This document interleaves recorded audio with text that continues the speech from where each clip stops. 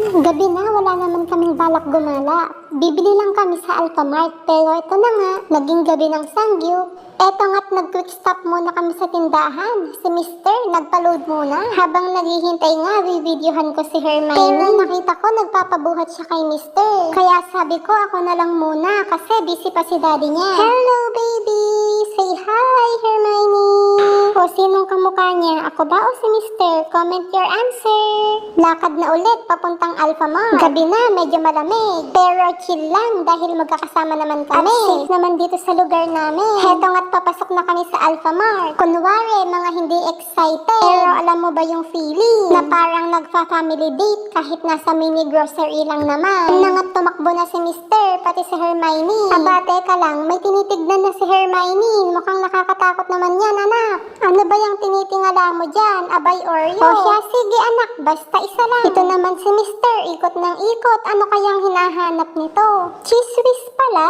O siya, Mister, ayusin mo. Basta dapat yung kinakain nating tatlo. Eto naman si Mister, nagbigay nga ng allowance kanina, nagpapalibre naman ngayon. Kaya naman pala, ito, pauwi na kami.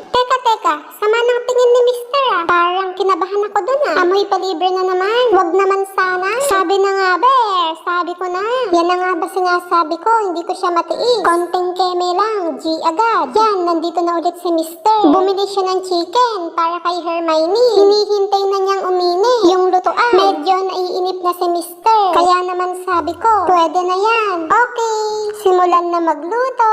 Nagsisimula na akong magutom. Tuwing nagsasamji kami, si Mister tagaluto. Libre man siya o hindi. Tungat nakadami na ako ng kimchi. Ito yung binabalik-balikan ni Mister dito, yung kimchi.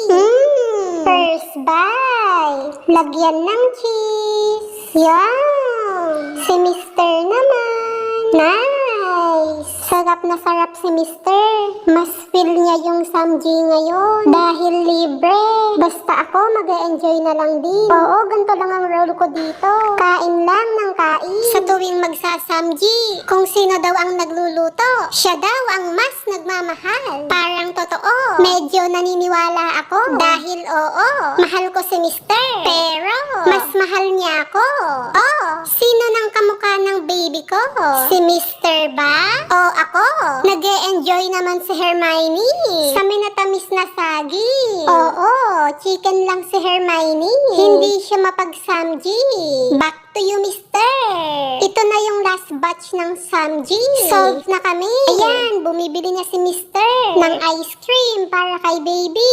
At bago umuwi, bumili kami ng mango mochi.